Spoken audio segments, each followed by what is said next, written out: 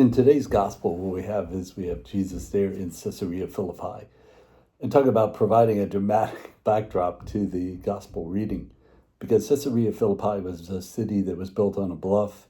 There at the bottom of that bluff was this cave that led down, they thought, to the underworld, because it had this water that then went down into the cave, down into the depths. But there was also a large rock there that they put the statue Pan. They worship their idol god. And so what happens is that Jesus uses that dramatic backdrop as a dramatic way of talking about this gospel today.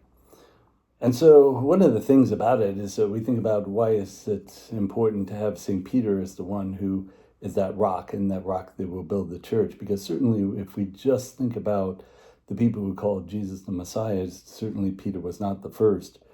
We think in John chapter 1, where Andrew goes to Peter and he says, "We have found the Messiah." And then Philip goes to Nathanael. And then after Jesus tells Nathanael that he saw him under the fig tree, that place of wisdom and discernment that we see in Zephaniah chapter 3, he says, "Rabbi, you are the Son of God. You are the King of Israel." And so again, that idea of confessing. And then finally, and also in Matthew 14, so we just had that gospel a few weeks ago, where Jesus is there walking on the water. The apostles are terrified. They think it's a ghost. So Peter says, "If it's you, Lord, bid me to come out." And he does, says, "Come." And then he steps out for a while, and then he begins to look at the waves, take his eyes off Jesus, look at the situation, and then says, "Lord, help me." And so they then get back in the boat. And when they get back in the boat, they all say, "Truly you are the Son of God." And so what makes Peter so important? What makes his confession so important? And I think one of the things about it is that one is that the others were kind of based on that human enthusiasm. People certainly were looking for the Messiah because John the Baptist was preparing them. He was telling them not that to reform your lives because the Messiah is going to sometime come in the distant future, or, he's going to come and, sometime in a long way off, but he's going to be coming. But no, instead, what he says is to reform your lives now, because he's there in your midst. And so there was that expectation. And so it's easy to have that kind of enthusiasm that you're the Son of God, you're the King of Israel. Have we found the Messiah? And also to look on the situations that Jesus found himself in being able to calm the waves and to hush the sea. And so in doing that, they came to the conclusion, with the knowledge of human knowledge, that this has to be God, because only God could do that. But the problem is with those kind of enthusiasm, the problem is with kind of that human knowledge, is that after a while it begins to have the doubts that creep in, those situations that begin to tug at our, and begin to cause us to maybe think, well, go back on that.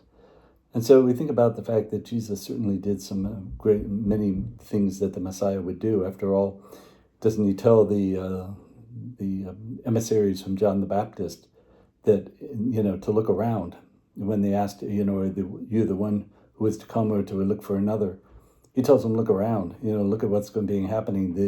The deaf hear, the blind see, the poor have the good news preached to them, and blessed are those who do not find a stumbling block in me.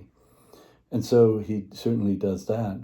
But he also goes and does some things that are head scratchers. What was he doing talking to the woman at the well? What was he doing, with the Syrophoenician woman? All these places in Gentile territory, and yet he's doing healings in those places.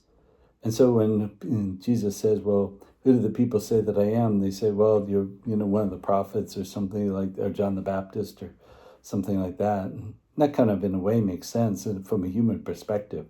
But then he says, who do you say that I am? And it's Peter says, you're the Christ. And so one of the things we think about is that the church built on Peter, a church with Jesus Christ himself as the capstone, but Peter is that rock. And so we think about in the early church, what do we see? We see the structure that we still see today. The idea of the presbyter, who is the bishop, the overseer, the priest, and the deacon. What do we see today for a structure of the church? The bishop, the priest, the deacon. And certainly you have, the Bishop of Rome, who is the Pope. and the Pope down through the ages. But that going down through the ages is done with apostolic succession. It's done through the laying on of hands. And we see that in Paul's letter to Timothy, where he says to fan into flame those gifts you received by the laying on of hands. And so we see that down through the ages in the church. And we give thanks to God for the blessing of the church down through the ages, bringing that message of faith, bringing that message of hope, bringing that message of love, bringing that message of healing that is in Christ Jesus. Thanks, and God bless.